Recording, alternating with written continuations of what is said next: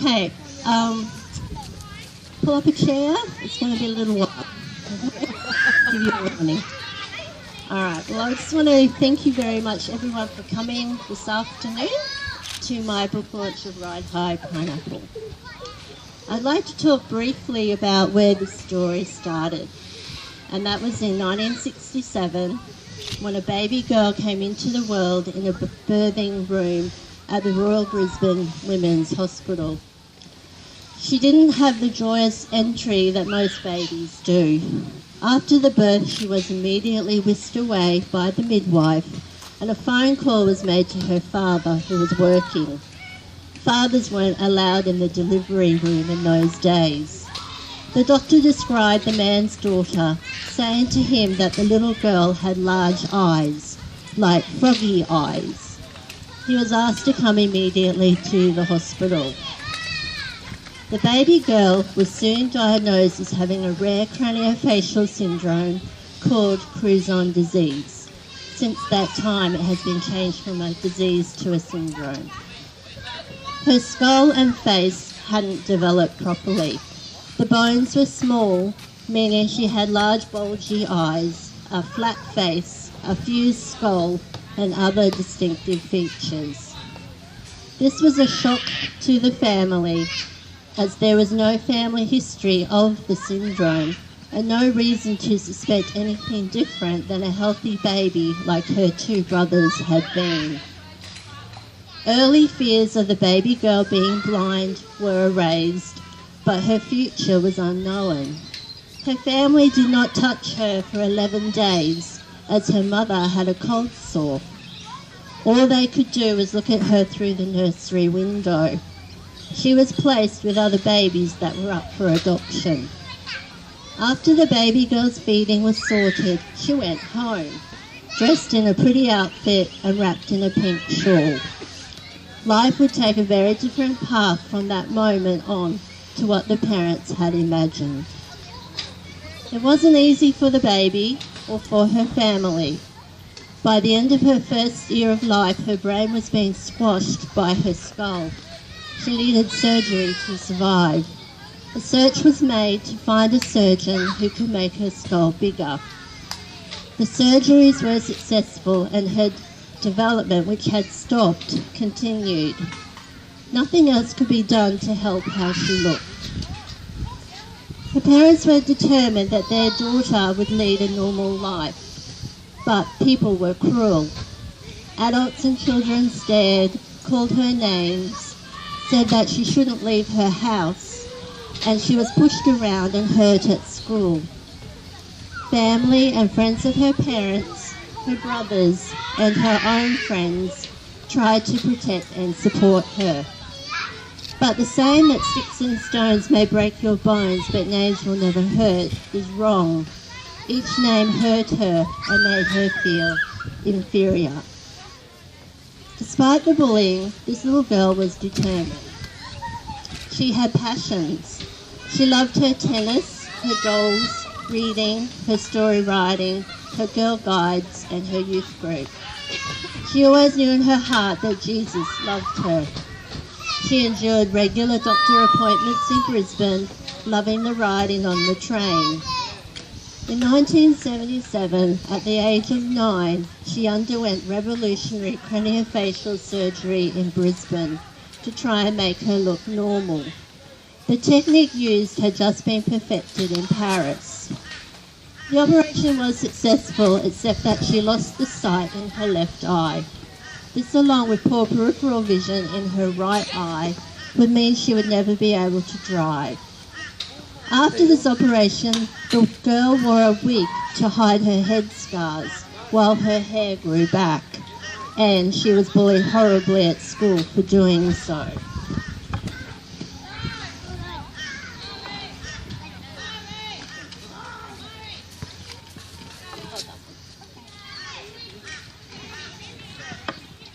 As a teenager, her face changed and the syndrome became more apparent again, and the bullying continued through high school. She often questioned her self-identity and reason for living. The young lady suffered from generalised anxiety and developed a low self-esteem and severe shyness, which she carried into adulthood. Through high school, she sought her self-esteem through awards, and she would be stubbornly determined when she wanted something. She didn't know anyone else who was physically different and yearned for people to see her as more than a face. At the age of 18, after her face had stopped growing, she endured another major reconstructive surgery. After recovery, she continued on through life, studying to be a primary teacher, making good and bad choices, working hard, keeping her faith, and being a high achiever. She still saw her worth in her certificates and awards, and also in the children she taught. If you asked her today what the best decision was that she's ever made, she would tell you that it was marrying the American she met on the internet and having 3 beautiful children, 2 born with her syndrome, the youngest with Down syndrome. All gifts she didn't think she would have. Now, I won't continue with this story as it would take too long, maybe another book. But as you might have guessed, if you know me, the girl I just talked about is me. If I hadn't been born with Crouzon syndrome and gone through my struggles, then this book would never have been written. The main character, Issy, in Ride High Pineapple, has this syndrome. For those who don't know about my novel, Ride High Pineapple, it is written as a teenager's journal. The main character is 13-year-old Issy Burgess. She is in Year 9 at Pinnaroo High School. She's bullied by a girl, Tia, she has nicknamed the Beast, who calls her names like Fish Face and Froggy Eyes.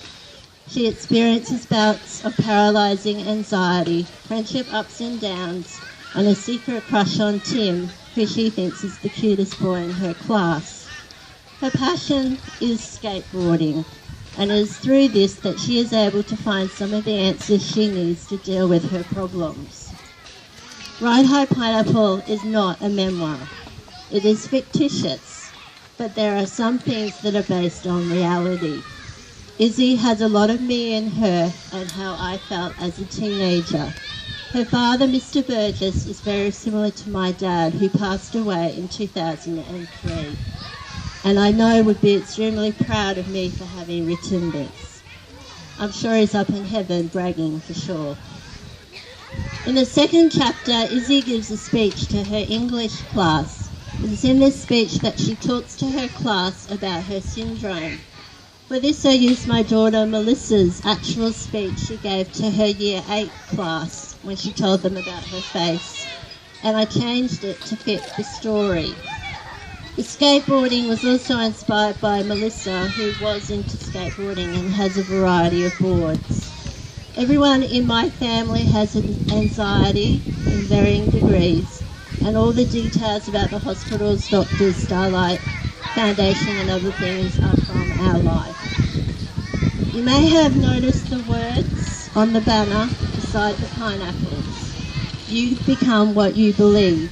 This quote comes from a present that Issy receives from her skateboarding coach after she breaks her arm skateboarding in front of the school. The present is a painting of a pineapple with those words under it. Her dad hangs it above her bed. So what does the pineapple have to do with the story, you ask? Well, I want you to read the story to find out the full reason. But the analogy of a pineapple becomes a way that Issy is able to face her fears. It is a practical strategy that encourages self-belief and self-confidence. This year I've started studying youth work, and I do my prac one day a week back at the school where I taught. Something I noticed all through my 25-year teaching career, and still now, is that children who are different are picked on, just as I was. And now there is the added issue of social media reaching them at home. Anxiety in children is also a growing issue.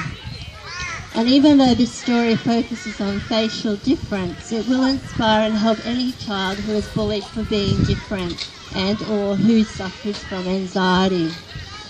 The importance of not keeping secrets and the need for friends to stand up for each other also shines through the book. In the back of the book are links for more information on Cruzon syndrome and my YouTube videos and blogs. In the front you will see that the Children's Craniofacial Association in America has written the foreword and endorsed the book. That was a huge privilege.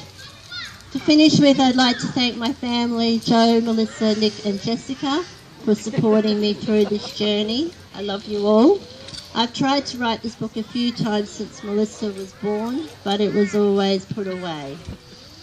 It was in 2014 that I left teaching due to severe anxiety and depression. Feeling really lost, I decided to go back to my childhood passion of writing.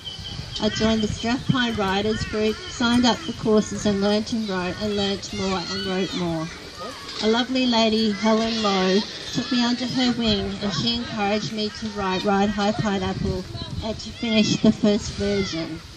It needed a lot more reworking and rewriting until it is what it is now, but the first manuscript being finished was an achievement. I also met a wonderful lady who's around here somewhere, Raylene, at the Strathpine Writers group. We found we had many things in common and she became a firm friend and support to me. Thank you, Raylene, for everything, wherever you are. I joined the Right Links writing group for children's writers, which meet at the State Library. This was really scary for me, but I have made some lovely friends who are also here today. They have been very knowledgeable and encouraging. They've really helped me with my writing and the self-publishing process. Thank you all for coming. I'd like to thank my mum. Is mum still here? I'd like to thank my mum. My auntie Lorraine was here, but she's gone home. My cousins have come, some have left. It's nice to see my extended family who I grew up with and who treated me just as Jenny. I must also acknowledge my Nana, who would be looking down on me proud as punch too. And also thank you, Amanda, for bringing the gluten-free food. To my friends, long time and new, that's everybody else, thank you for coming today and celebrating with me. I couldn't have grown up as well as I did without you, and life would be much harder now if I didn't have your support. And thank you to Karen and Tracy for helping me today with the book work. Finally, if you haven't already, please eat up. I hope you're in good. Looks like most of it's gone. My lovely friend and past student Helena Thorpe, who couldn't make it today, it was her last day of work. She's going to study to be a nurse. Made the gorgeous cupcakes for me. If you are able to go skateboarding, please do, if you haven't already. Buy a book or two, I think most people have. Thank you for that. And finally, I'm about to publish my next book, which is for 8 to 12-year-olds, called Brockwell the Brave. It is about a Viking boy who lives on a dragon farm. He's picked on for being a gentle boy and is a disappointment to his father as he wants to be a healer, not a dragon farmer. In the story, Brockwell has to face his fears when his father doesn't return from rescuing an injured dragon. So I will see you all again at the next book launch. Thank you.